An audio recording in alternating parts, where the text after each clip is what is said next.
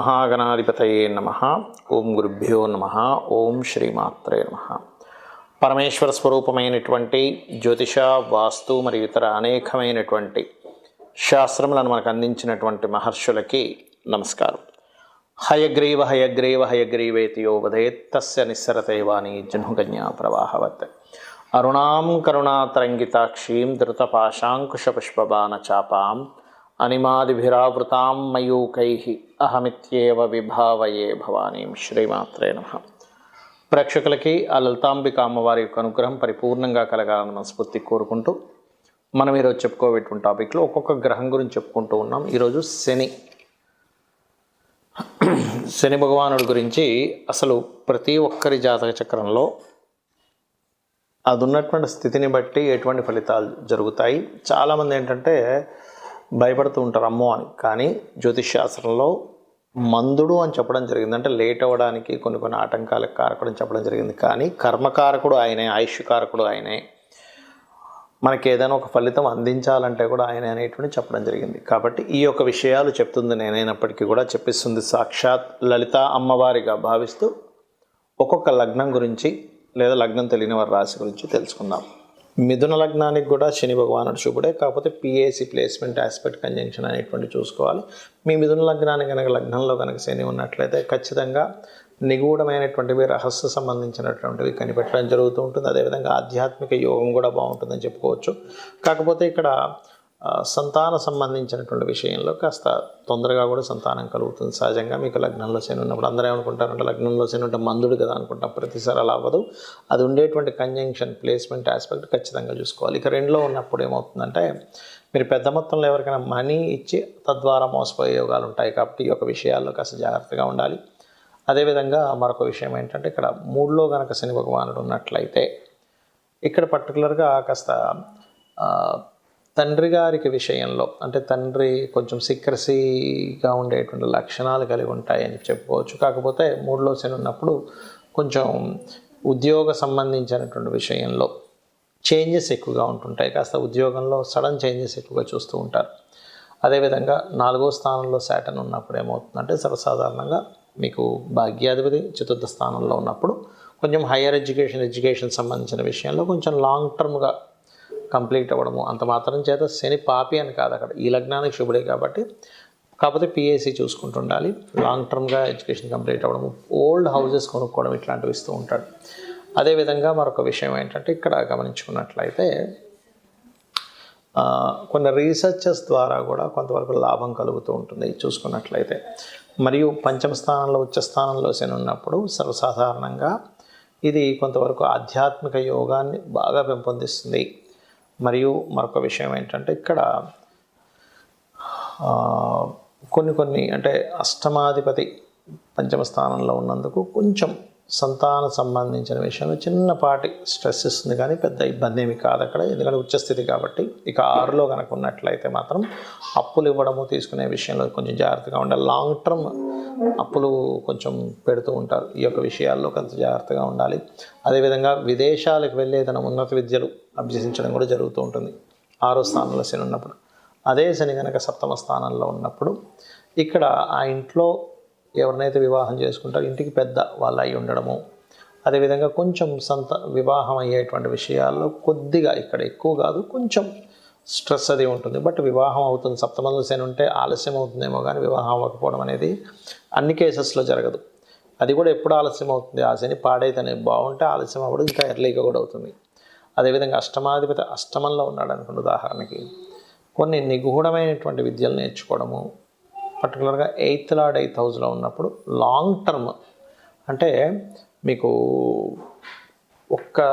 అంటే కొన్ని సందర్భాల్లో చూడండి, వాళ్ళకి ఆయుష్ లేదు అనుకునే వాళ్ళకి కూడా అష్టమ శని ఉండగా పుట్టినప్పుడు వీళ్ళు దీర్ఘాయుద్ధాయంతో బ్రతుకుతారంటే 100 సంవత్సరాలు 120 సంవత్సరాలు బతుకుతూ ఉంటారు.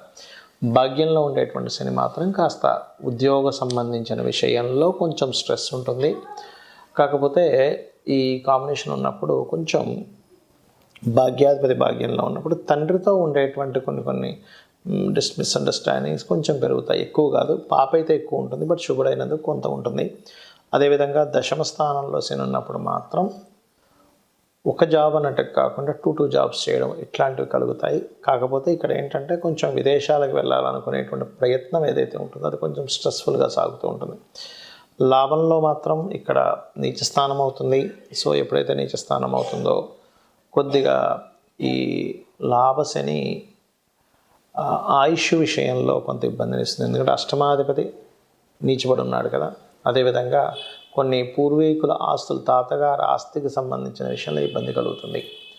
అదేవిధంగా వ్యయంలో శని ఉన్నప్పుడు సర్వసాధారణంగా మీకు కలిగేటువంటి ఫలితాల్లో ప్రత్యేకంగా మీరు 12వ స్థానంలో ఉన్నందుకు ఇక్కడ ప్రాపర్టీ యోగాన్ని ఇస్తాడు చూసుకున్నట్లయితే. అంటే తాతగారి ఆస్తి మీకు ఖచ్చితంగా వస్తుంది. కాకపోతే ఈ ఆస్తి ఉండేటువంటి స్థానం 4వ స్థానంలో పాపగ్రహాలు ఉండకూడదు. అప్పుడే వస్తుంది. అదర్వైజ్ వచ్చినట్టే వచ్చి అమ్మేసేయడము పోవడము జరుగుతూ ఉంటాయి. ఇక మీరు చేయవలసిన దేవతారాధన, అమ్మవారి యొక్క ఆరాధన, లలితా సహస్రనామాలు లేదా ఓం శ్రీ మాత్రే నమః అని చదవండి. అన్ని విధాలా బాగుంటుంది. శనికి సంబంధించినటువంటి విషయాల్లో ముఖ్యంగా చాలామంది భయపడుతున్నటువంటి అంశము, కంగారు పడుతున్నటువంటి అంశము, ఏలిన నాటి శని వస్తుంటుంది కదా, అర్ధాష్టమ శని వస్తుంది, అష్టమ శని వస్తుంది, శని మహర్దశ జరుగుతూ ఉంటుంది, ఏమిటి అని అడుగుతూ ఉంటారు. ఇక్కడ నేను చెప్పేది ఒకటే గుర్తుపెట్టుకోండి, శని ఈజ్ ఈక్వల్ టు కర్మ. అంటే కొత్తగా ఏమీ శని భగవానుడు మీ మీద పగబట్టడం కానీ ఆయన ఏదో మీతో ఇట్లాగే బిహేవ్ చేయాలని కానీ ఏమీ ఉండదు, గుర్తుపెట్టుకోండి. కేవలం మీరు చేసుకున్నటువంటి కర్మ రిజల్ట్ అంతే ఆయన ఇచ్చేది. ఇప్పుడు చిన్న ఎగ్జాంపుల్ చెప్పాలంటే, మనం ఒక ఎగ్జామ్ రాసాం, ఆ ఎగ్జామ్ యొక్క రిజల్ట్ మనకు వస్తుంది. అంతేగాని మీ ఎగ్జామ్కి మీ రిజల్ట్ ఎలాగైతే వస్తుందో మీరు చేసినటువంటి గుడ్ కర్మ ఆర్ బ్యాడ్ కర్మ శని భగవానుడు అందించే దాంట్లో ఉంటాడు. అందుకే కర్మస్థానంలో ఉంటాడు ఆయన. అంటే న్యాచురల్ 10th హౌస్ ఈజ్ కర్మ, న్యాచురల్ 11th హౌస్ కర్మ నుంచి వచ్చేటువంటి గుడ్ బెనిఫిట్స్. అయితే ఇక్కడ మీరు అర్థం చేసుకోవాల్సింది ఏంటంటే, ఇది కేవలం అతను మనం చేసిన ఫలితాలను మాత్రమే అందిస్తున్నాడని మీరు ఎప్పుడైతే అనుకుంటూ కొన్ని విషయాలకి కొంచెం దూరంగా ఉండాలి. ఏలినాడు శని, అర్ధాష్టమ శని, అష్టమ శని నడిచేటప్పుడు, శని మహర్దశ నడిచేటప్పుడు, గోచారంలో కొన్ని స్థానాల్లో శని భగవానుడు సంచరించేటప్పుడు ఈ కొన్ని విషయాలు కనుక పాటించగలిగితే జీవితం అద్భుతంగా ఉంటుంది.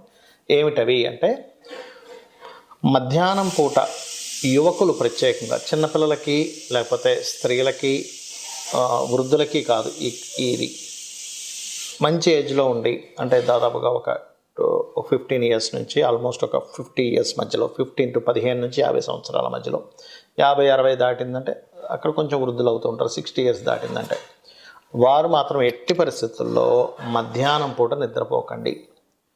ఎక్సెప్ట్ ఎవరికి మళ్ళీ ఇది నైట్ డ్యూటీస్ చేస్తారు కొంత సాఫ్ట్వేర్లో, అలాంటి వారు పర్లేదు, నైట్ అంతా మెలుకొని ఉన్నారు జాబ్ పర్పస్లో, వాళ్ళు మధ్యాహ్నం నిద్రపోయినా ఏమి కాదు. కానీ ఇవేమీ కాకుండా ఉన్నవారు ఎట్టి పరిస్థితుల్లో నిద్రపోకండి. దానివల్ల అనవసరంగా శని యొక్క ప్రభావం మీ మీద నెగటివ్గా ఇంపాక్ట్ పడుతూ ఉంటుంది.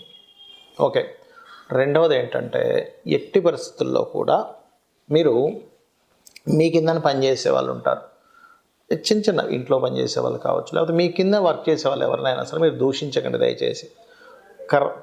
మన కార్మికులకి, కర్షకులకి, అంటే కష్టమైనటువంటి పనులు చేసేటువంటి వారికి శని కారకుడు. వాళ్ళని మీరు ఎంత రెస్పెక్ట్ఫుల్గా ఉంటారో శని మీకు అంత బాగా యోగిస్తాడు, గుర్తుపెట్టుకోండి.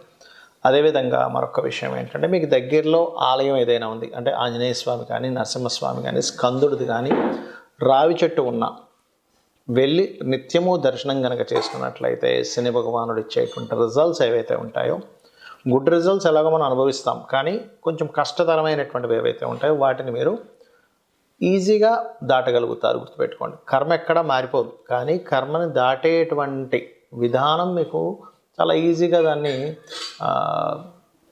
బేర్ చేయగలుగుతారనమాట.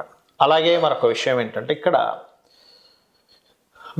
మీకు దగ్గరలో ఆలయం ఉన్నట్లయితే అక్కడికి వెళ్ళి నూనెని దానంగా ఇవ్వండి. అంటే టెంపుల్స్లో వాడుకోవడానికి ఇవ్వచ్చు నూనెని, లేదు నువ్వులు, తెల్ల నువ్వులు, నీలం రంగు వస్త్రము శనివారాలు ఇస్తుంటే కూడా, ఇందాక మనం చెప్పుకున్నట్టుగా ఏలినాడు శని, అర్ధాష్టమ శని, అష్టమ శని ప్రభావం తగ్గుతుంది. కానీ కొంతమందికి శని దశ ఉంటుంది, 19 ఇయర్స్ ఆఫ్ శని మహాదశ, వాళ్ళకి ప్రతిసారి బ్యాడ్ అవ్వాలని రూల్ లేదండి. మీ జన్మజాతకంలో కనుక PAC అంటారు, అంటే ప్లేస్మెంట్ మంచి స్థానంలో ఉండి మంచి గ్రహంతో చూడబడుతూ ఒక శుభగ్రహంతో కలిసి ఉండి నీచభంగ రాజయోగాల్లో ఉంటే ఆ శని మహర్దశ కొన్ని వేల కోట్లు కూడా ఇచ్చి తీరుతుంది, అందులో ఎటువంటి సందేహం లేదు, గుర్తుపెట్టుకోండి.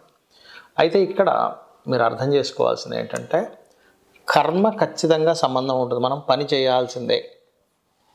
పని చేయకుండా ఏదో నేను కూర్చుంటే వచ్చేస్తాయి అనుకుంటే తప్పు.